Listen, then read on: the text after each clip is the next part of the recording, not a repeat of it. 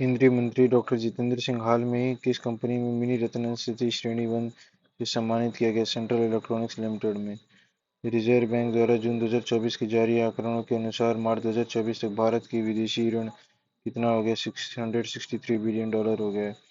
मई 2024 में India international bullion exchange में trading कम clearing सदस्य बनने वाला पहला बैंक बन गया भारतीय स्टेट बैंक।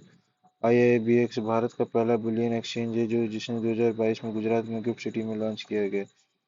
जून 2024 में विश्व बैंक द्वारा जारी रिपोर्ट में वर्ष 2025 में भारत की विकास दर कितने प्रतिशत रहने का अनुमान है? 6.6% का।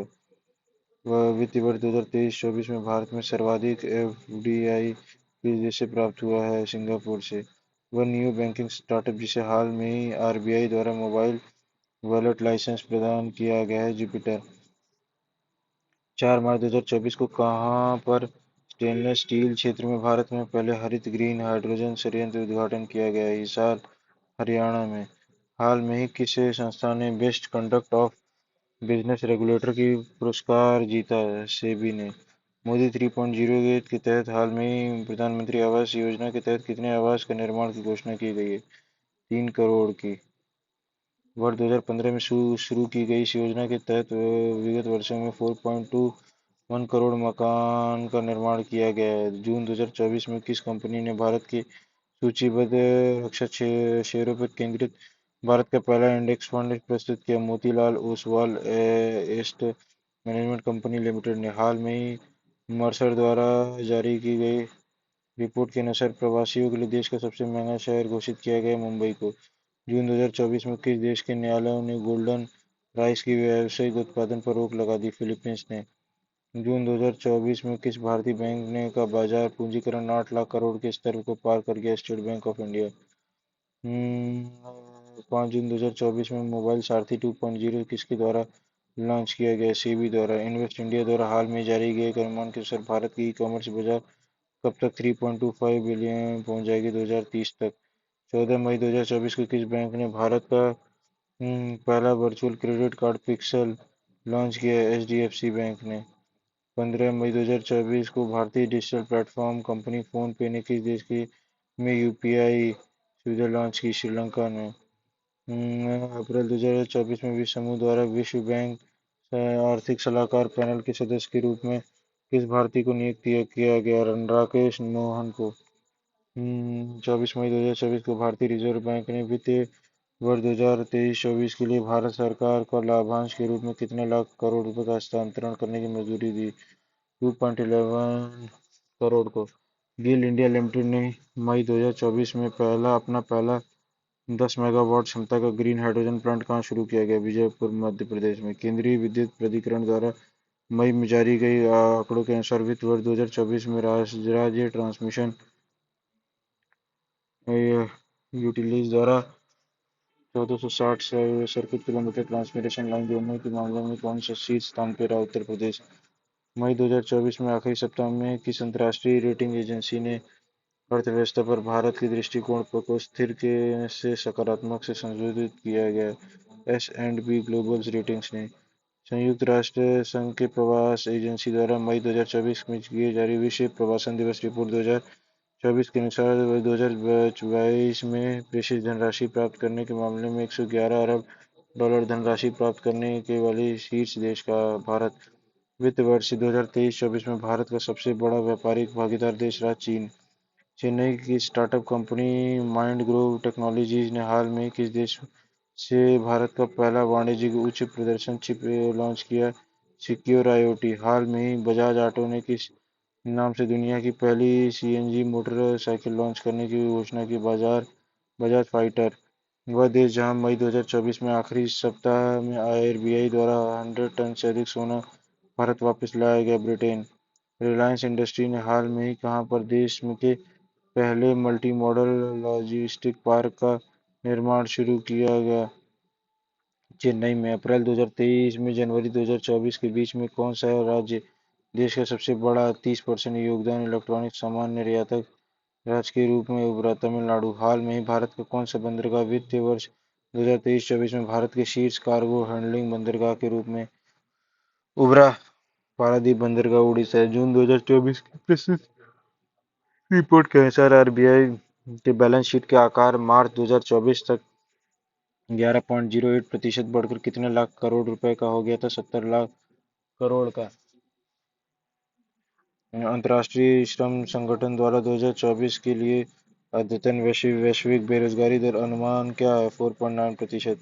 अप्रैल 2024 में वित्त मंत्रालय द्वारा किस क्षेत्र को अधिकृत आर्थिक संचालन का दर्जा प्रदान किया? रत्न आभूषण क्षेत्र को। ईयू दर्जा दिलाने के बाद आयात निर्यात प्रक्रिया सरल हो जाती है क्योंकि कार्गो रिलीज का समय कम हो जाता है और साथ ही बैंक गारंटी 50% तक कम हो जाती है।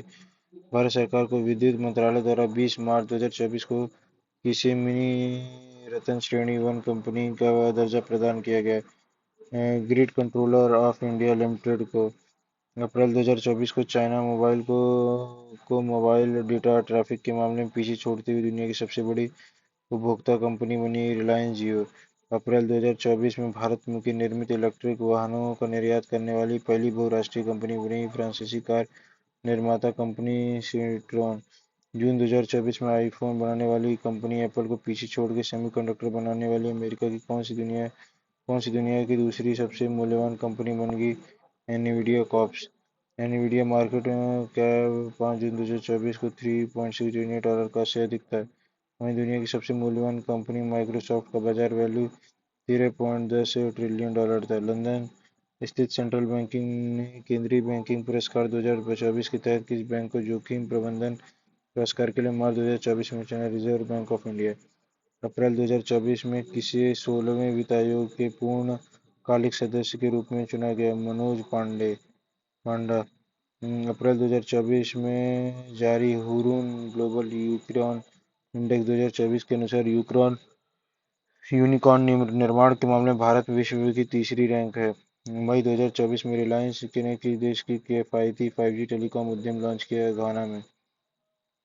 5 जून 2024 को आरबीआई द्वारा प्रस्तुत त्रैमासिक मौद्रिक समीक्षा में लगातार 8वीं बार ब्याज दरों पर कितने प्रतिशत का अपरिवर्तन रखा गया है? 6.5%।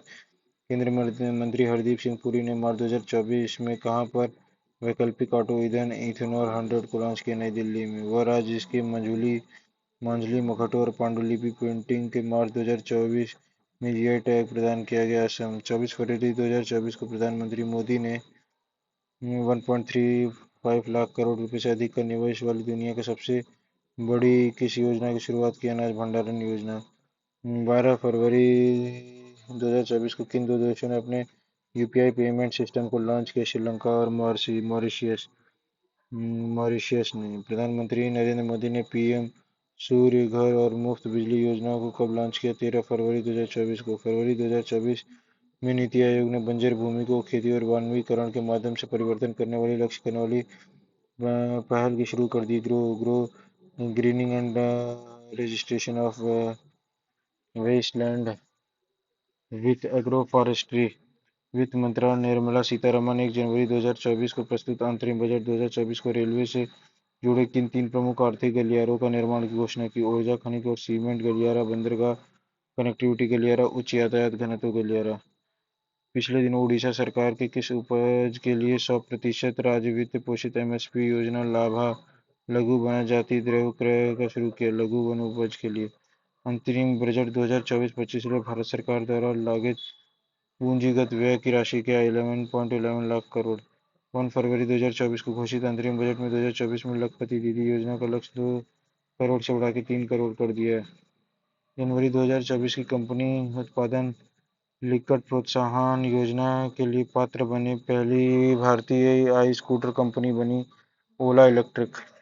जनवरी 2024 में भारत सरकार के किस आईएएस अधिकारी को जिनेवा के विश्व व्यापार संगठन डब्ल्यूटीओ में नए राजदूत के रूप में नियुक्त किया? सेंथिल पांडियन।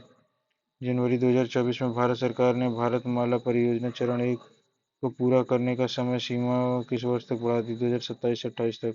19 जनवरी 2024 को प्रधानमंत्री मोदी ने अमेरिका से बाहर कहा कि अत्याधुनिक Boeing India engineering and technology centre के परिसर का उद्घाटन किया?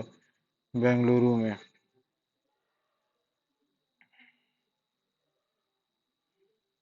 वह देश जिसने फरवरी 2024 में सूक्ष्म, लघु और मध्यम आकार के एमएसएमई के लिए दुनिया का पहला स्थिरता मान्यता ढांचा एक्रीडेशन फ्रेमवर्क इकोनॉमिक ग्लोबल का पेश किया। संयुक्त अरब अमीरात ने 18 से 21 फरवरी 2024 के बीच में हैदराबाद में आयोजित एशिया का सबसे बड़ा नागरिक उड्डयन क्षेत्र में आयोजन विंग्स इंडिया 2024 एक्सपो की थीम थी अमृत काल में भारत के लिए दुनिया से जोड़ना, भारत नागरिक उड्डयन 2024 के लिए मंच तैयार करना।